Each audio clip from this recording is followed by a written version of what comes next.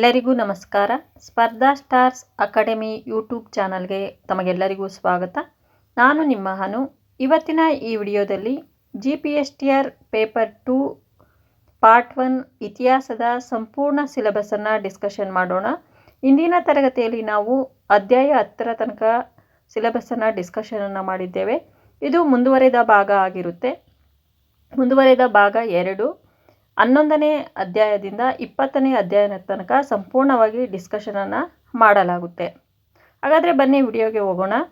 ಭಾರತದಲ್ಲಿ ಧಾರ್ಮಿಕ ಸುಧಾರಣೆಗಳು, ಇದರಲ್ಲಿ ಪ್ರಮುಖವಾಗಿ ಶಂಕರಾಚಾರ್ಯರು, ರಾಮಾನುಜಾಚಾರ್ಯರು, ಮಧ್ವಾಚಾರ್ಯರು ಅಂದರೆ ಇವರು ಅದ್ವೈತ ವೇದಾಂತ ತತ್ವವನ್ನು ಪ್ರತಿಪಾದಿಸಿ ಹಿಂದೂ ಧರ್ಮವನ್ನು ಸಂಘಟಿಸಿದರು. ಶಂಕರಾಚಾರ್ಯರು. ರಾಮಾನುಜಾಚಾರ್ಯರು ನೋಡೋದಾದರೆ ವಿಶಿಷ್ಟ ಅದ್ವೈತ ತತ್ವವನ್ನು ಬೋಧಿಸಿ ಭಕ್ತಿ ಮಾರ್ಗಕ್ಕೆ ಒತ್ತು ನೀಡಿದರು.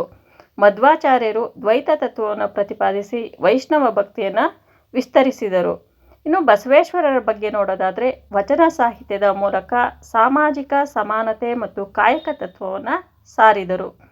ಇನ್ನು ಧಾರ್ಮಿಕ ಸುಧಾರಣೆಗಳ ಮಹತ್ವ, ಜಾತಿ ಭೇದ, ಅಂಧಶ್ರದ್ಧೆಗಳಿಗೆ ವಿರೋಧ ವ್ಯಕ್ತಪಡಿಸಿ ಮಾನವೀಯ ಮೌಲ್ಯಗಳನ್ನು ಉತ್ತೇಜಿಸಲಾಯಿತು. ರೆಫರೆನ್ಸ್ ಬುಕ್ಸನ್ನು ನೋಡೋದಾದರೆ 7ನೇ ತರಗತಿ ಸಮಾಜ ವಿಜ್ಞಾನ ಪಠ್ಯಪುಸ್ತಕ, 9ನೇ ತರಗತಿ ಸಮಾಜ ವಿಜ್ಞಾನ ಪಠ್ಯಪುಸ್ತಕ, ಸೆಕೆಂಡ್ PUC ಭಾರತದ ಇತಿಹಾಸ ಪಠ್ಯಪುಸ್ತಕದಲ್ಲಿ ಸಂಪೂರ್ಣವಾದ ಮಾಹಿತಿ ಲಭ್ಯವಾಗುತ್ತೆ ಅಂತಲೇ ಹೇಳ್ಬೋದು. ಇನ್ನು ಮುಂದಿನ ಅಧ್ಯಾಯವನ್ನು ನೋಡೋದಾದರೆ ಅಧ್ಯಾಯ 12 ಉತ್ತರ ಭಾರತದಲ್ಲಿ ಭಕ್ತಿ ಚಳುವಳಿ. ಉತ್ತರ ಭಾರತದಲ್ಲಿ ಭಕ್ತಿ ಚಳುವಳಿಯಲ್ಲಿ ಪ್ರಮುಖವಾಗಿ ನಾವು ಯಾರ ಬಗ್ಗೆ ಅಧ್ಯಯನವನ್ನು ಮಾಡಬೇಕು ಅಂತ ನೋಡೋದಾದರೆ ಚೈತನ್ಯ ಮಹಾಪ್ರಭು ಕೃಷ್ಣ ಭಕ್ತಿಯನ್ನು ಸಾರುತ್ತಾ ಸಂಗೀತ ಕೀರ್ತನೆಗೆ ಹಾಗೂ ನಾಮಸ್ಮರಣೆಗೆ ಮಹತ್ವವನ್ನು ನೀಡಿದವರು. ಇನ್ನು ಗುರುನಾನಕ್ರವರ ಬಗ್ಗೆ ಹೇಳೋದಾದರೆ ಏಕೇಶ್ವರವಾದ, ಮಾನವ ಸಮಾನತೆ ಮತ್ತು ಸರಳ ಜೀವನದ ತತ್ವಗಳನ್ನು ಬೋಧಿಸಿದರು.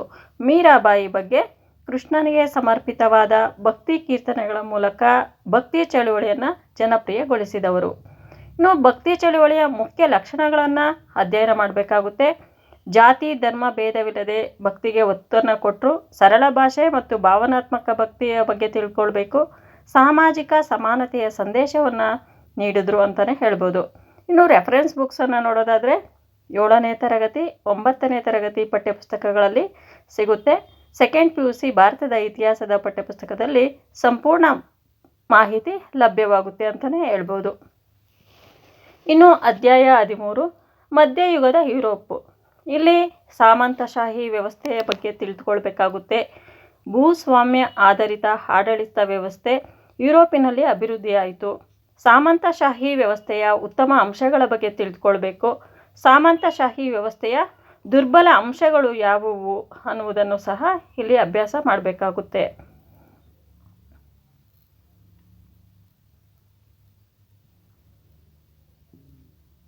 ಸಾಮಂತಶಾಹಿ ವ್ಯವಸ್ಥೆಯ ದುರ್ಬಲ ಅಂಶಗಳನ್ನು ನೋಡೋದಾದರೆ ರೈತರ ಶೋಷಣೆ, ಸಾಮಾಜಿಕ ಅಸಮಾನತೆ ಮತ್ತು ಆರ್ಥಿಕ ಹಿಂದುಳಿಕೆ. ಸಾಮಂತಶಾಹಿ ವ್ಯವಸ್ಥೆಯ ಕುಸಿತ, ವ್ಯಾಪಾರದ ವೃದ್ಧಿ, ನಗರಗಳ ಉದಯ ಮತ್ತು ರಾಜಶಕ್ತಿಯ ಬಲವರ್ಧನೆ. ಆಧುನಿಕ ಯುರೋಪಿನ ಉದಯದ ಬಗ್ಗೆ ತಿಳಿದುಕೊಳ್ಬೇಕಾಗುತ್ತೆ. ಆಧುನಿಕ ಯುರೋಪಿನ ಉದಯದಲ್ಲಿ ಪುನರ್ಜೀವನ, ವಿಜ್ಞಾನ ಚಿಂತನೆ ಮತ್ತು ರಾಷ್ಟ್ರ ರಾಜ್ಯಗಳ ರೂಪುಗೊಳ್ಳುವಿಕೆ ಬಗ್ಗೆ ಸಂಪೂರ್ಣವಾಗಿ ಮಾಹಿತಿಯನ್ನು ತಿಳಿದುಕೊಳ್ಬೇಕಾಗುತ್ತೆ.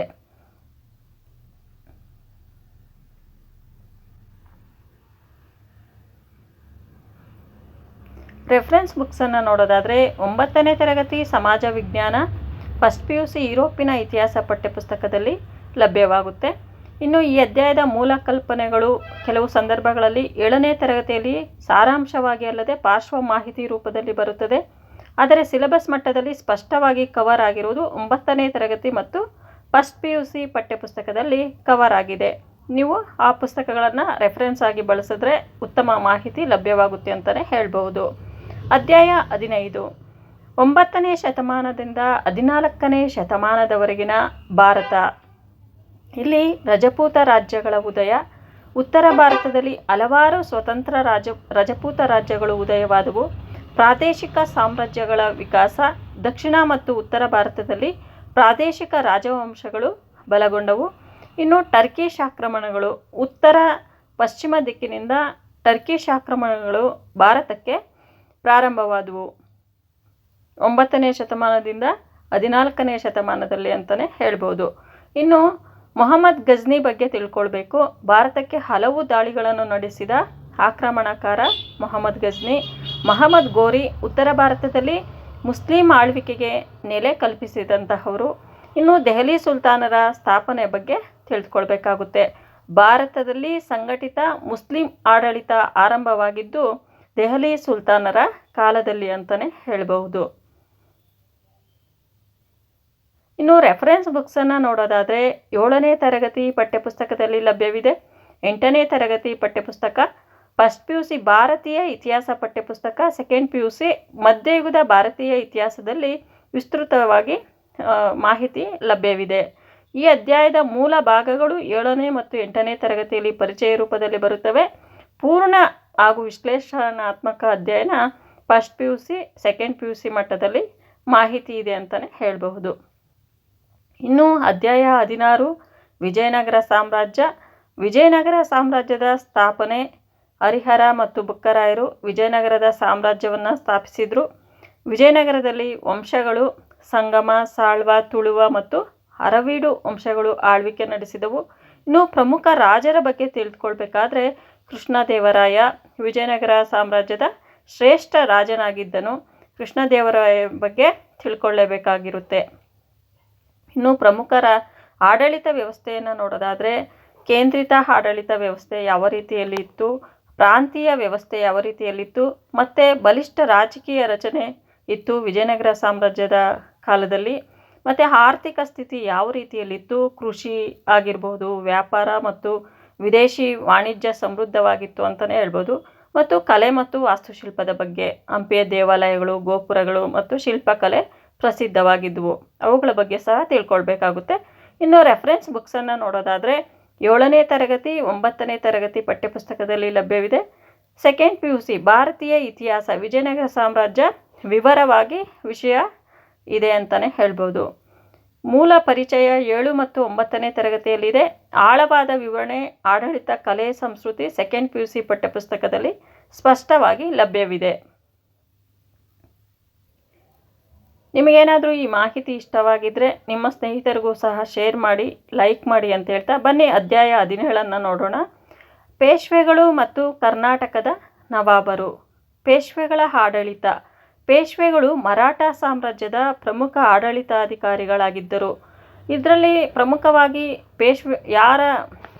ಪ್ರಮುಖವಾದ ಪೇಶ್ವೆಗಳು ಯಾರು ಅಂತ ನೋಡೋದಾದರೆ ಬಾಲಾಜಿ ವಿಶ್ವನಾಥ, 1ನೇ ಬಾಜಿರಾವ್ ಮತ್ತು ನಾನಾ ಸಾಹೇಬ್ ಪ್ರಮುಖರಾಗ್ತಾರೆ. ಪ್ರಮುಖ ಪೇಶ್ವೆಗಳು ಯಾರಂತ ನೋಡೋದಾದರೆ ಇವ್ರ ಬಗ್ಗೆ ತಿಳ್ಕೊಳ್ಳೇಬೇಕಾಗಿರುತ್ತೆ.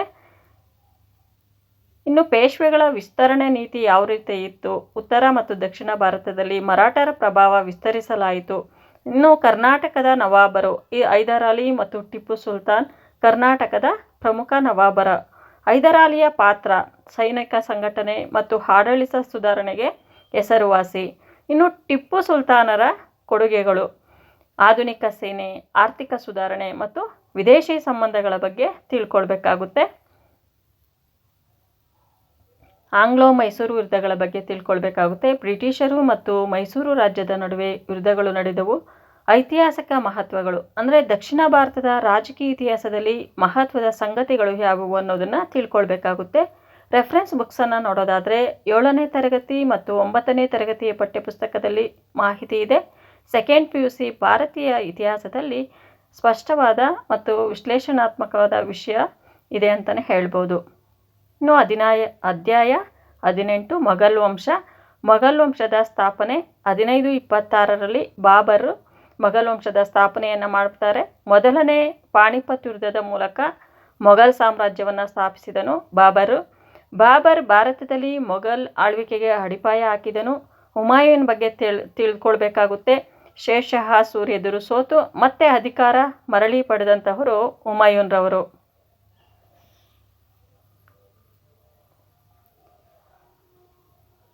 ಅಕ್ಬರ್ ಬಗ್ಗೆ ತಿಳ್ಕೊಳ್ಬೇಕು. ಸಮರ್ಥ ಆಡಳಿತಗಾರ, ಧಾರ್ಮಿಕ ಸಹಿಷ್ಣುತೆ ಮತ್ತು ಮನ್ಸಬ್ದಾರಿ ವ್ಯವಸ್ಥೆಯ ಬಗ್ಗೆ ತಿಳ್ಕೊಳ್ಬೇಕಾಗುತ್ತೆ. ಜಹಾಂಗೀರ್ ನ್ಯಾಯಪ್ರಿಯ ಆಡಳಿತ ಮತ್ತು ಕಲೆಗಳ ಪ್ರೋತ್ಸಾಹಕ್ಕೆ ಕೊಟ್ಟವರು. ಶಹಜಹಾನ್ ಬಗ್ಗೆ ತಿಳ್ಕೊಳ್ಬೇಕು. ವಾಸ್ತುಶಿಲ್ಪದ ಚಿನ್ನದ ಯುಗ, ತಾಜ್ ಮಹಲ್ ನಿರ್ಮಾಣ ಆಗಿದ್ದು ಶಹಜಹಾನ್ ರವರ ಕಾಲದಲ್ಲೇ. ಇನ್ನು ಔರಂಗಜೇಬ್ ರವರ ಬಗ್ಗೆ ತಿಳ್ಕೊಳ್ಬೇಕಾಗುತ್ತೆ. ಸಾಮ್ರಾಜ್ಯದ ಗಡಿ ವಿಸ್ತರಣೆ, ಆದರೆ ಕಟ್ಟುನಿಟ್ಟಿನ ಧಾರ್ಮಿಕ ನೀತಿಯನ್ನು ಪಾಲಿಸಿದವರು ಔರಂಗಜೇಬ್ರವರು. ಮೊಘಲರ ಕೊಡುಗೆಗಳ ಬಗ್ಗೆ ತಿಳ್ಕೊಳ್ಬೇಕಾಗುತ್ತೆ. ಆಡಳಿತ ವ್ಯವಸ್ಥೆ ಯಾವ ರೀತಿ ಇತ್ತು, ಕಲೆ ಮತ್ತು ವಾಸ್ತುಶಿಲ್ಪದ ಬಗ್ಗೆ, ಸಾಹಿತ್ಯ ಮತ್ತು ಆರ್ಥಿಕ ಅಭಿವೃದ್ಧಿಯ ಬಗ್ಗೆ ತಿಳ್ಕೊಳ್ಬೇಕು. ಮೊಘಲ್ ಸಾಮ್ರಾಜ್ಯದ ಕುಸಿತ ಅಂದರೆ ದುರ್ಬಲ ಉತ್ತರಾಧಿಕಾರಿಗಳು ಮತ್ತು ವಿದೇಶಿ ಆಕ್ರಮಣಗಳ ಬಗ್ಗೆ ಕೂಡ ತಿಳ್ಕೊಳ್ಬೇಕಾಗುತ್ತೆ. ಇನ್ನು ರೆಫರೆನ್ಸ್ ಬುಕ್ಸನ್ನು ನೋಡೋದಾದರೆ 7ನೇ ತರಗತಿ ಸಮಾಜ ವಿಜ್ಞಾನ ಪಠ್ಯಪುಸ್ತಕ, 9ನೇ ತರಗತಿ ಸಮಾಜ ವಿಜ್ಞಾನ ಪಠ್ಯಪುಸ್ತಕ, ಸೆಕೆಂಡ್ PUC ಭಾರತೀಯ ಇತಿಹಾಸದಲ್ಲಿ ಉತ್ತಮವಾದಂತಹ ಮಾಹಿತಿ ಲಭ್ಯವಿದೆ ಅಂತಲೇ ಹೇಳ್ಬಹುದು. ಇನ್ನು ಅಧ್ಯಾಯ 19 ಇಂಗ್ಲಿಷರ ಉದಯ ಮತ್ತು ಭಾರತದಲ್ಲಿ ಬ್ರಿಟಿಷರ ಆಳ್ವಿಕೆ. ಇಲ್ಲಿ ಪ್ರಮುಖವಾಗಿ ಯುರೋಪಿಯನ್ನರ ಆಗಮನ, ವ್ಯಾಪಾರ ಉದ್ದೇಶದಿಂದ ಇಂಗ್ಲಿಷರು ಭಾರತಕ್ಕೆ ಬಂದರು. ಈಸ್ಟ್ ಇಂಡಿಯಾ ಕಂಪನಿ 1600ರಲ್ಲಿ ಸ್ಥಾಪನೆ, ವ್ಯಾಪಾರದಿಂದ ರಾಜಕೀಯ ಶಕ್ತಿಯಾಗಿ ಬೆಳೆಯಿತು. ಬಂಗಾಳದಲ್ಲಿ ಬ್ರಿಟಿಷರ ಪ್ರಾಬಲ್ಯ. ಬಂಗಾಳ ಶ್ರೀಮಂತ ಪ್ರದೇಶವಾಗಿದ್ದರಿಂದ ಬ್ರಿಟಿಷರ ಮೊದಲ ಗುರಿಯಾಗಿತ್ತು ಬಂಗಾಳ.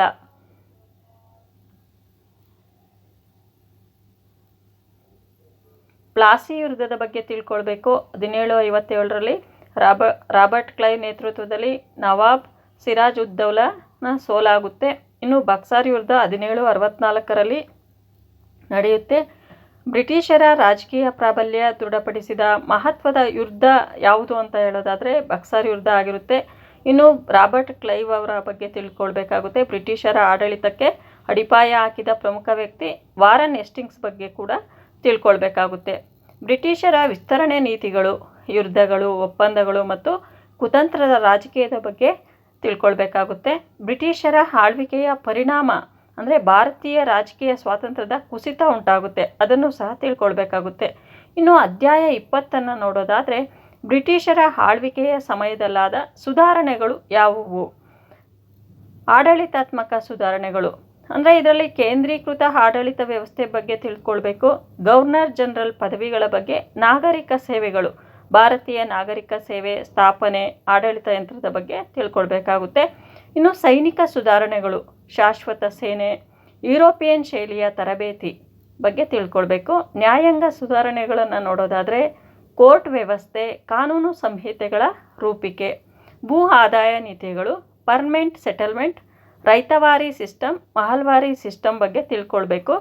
ಆರ್ಥಿಕ ಬದಲಾವಣೆಗಳು ನೋಡೋದಾದರೆ ಭಾರತೀಯ ಗ್ರಾಮೀಣ ಆರ್ಥಿಕತೆಗೆ ಹೊಡೆತ, ಬ್ರಿಟಿಷರ ಲಾಭ, ಕೈಗಾರಿಕೆ ಮತ್ತು ವ್ಯಾಪಾರ, ಇಷ್ಟರ ಬಗ್ಗೆ ಸಂಪೂರ್ಣವಾಗಿ ತಿಳಿದುಕೊಳ್ಬೇಕಾಗುತ್ತೆ. ಇನ್ನು ರೆಫರೆನ್ಸ್ ಬುಕ್ಸನ್ನು ನೋಡೋದಾದರೆ 7ನೇ ತರಗತಿ ಸಮಾಜ ವಿಜ್ಞಾನ ಇತಿಹಾಸ ಪಠ್ಯಪುಸ್ತಕ, 10ನೇ ತರಗತಿ ಸಮಾಜ ವಿಜ್ಞಾನ, ಸೆಕೆಂಡ್ PUC ಭಾರತೀಯ ಇತಿಹಾಸದಲ್ಲಿ. ಇನ್ನು ಉಳಿದ ಅಧ್ಯಾಯಗಳನ್ನು ಮುಂದಿನ ವಿಡಿಯೋದಲ್ಲಿ ಡಿಸ್ಕಷನನ್ನು ಮಾಡಲಾಗುವುದು. ಇದುವರೆಗೂ ಸ್ಪರ್ಧಾ ಸ್ಟಾರ್ಸ್ ಅಕಾಡೆಮಿ ಯೂಟ್ಯೂಬ್ ಚಾನಲನ್ನು ವೀಕ್ಷಿಸಿದ ತಮಗೆಲ್ಲರಿಗೂ ಧನ್ಯವಾದಗಳು. ನಿಮಗೇನಾದರೂ ಈ ಮಾಹಿತಿ ಉಪಯೋಗವಾಗಿದ್ದರೆ ಸ್ಪರ್ಧಾ ಸ್ಟಾರ್ಸ್ ಅಕಾಡೆಮಿ ಯೂಟ್ಯೂಬ್ ಚಾನಲ್ಗೆ ಸಬ್ಸ್ಕ್ರೈಬ್ ಆಗಿ, ಪಕ್ಕದಲ್ಲಿರುವ ಬೆಲ್ಲೈಕನನ್ನು ಒತ್ತುವುದರ ಮುಖಾಂತರ ಹಾಲ್ ಅಂತ ಸೆಲೆಕ್ಟ್ ಮಾಡಿ ಮುಂದಿನ ವಿಡಿಯೋದ ನೋಟಿಫಿಕೇಷನ್ ಆಗಿ. ಹಾಗೆ ನಿಮ್ಗೆ ಇಷ್ಟವಾಗಿದ್ದರೆ ಒಂದು ಲೈಕನ್ನು ಮಾಡಿ, ಶೇರನ್ನು ಮಾಡಿ, ಕಮೆಂಟ್ ಮಾಡಿ ಅಂತ ಹೇಳ್ತಾ ಇವತ್ತಿನ ಈ ವಿಡಿಯೋವನ್ನು ಮುಗಿಸುತ್ತಿದ್ದೇನೆ. ಮುಂದಿನ ವಿಡಿಯೋದಲ್ಲಿ ಭೇಟಿಯಾಗೋಣ. ಎಲ್ಲರಿಗೂ ನಮಸ್ಕಾರ. Thank you for watching.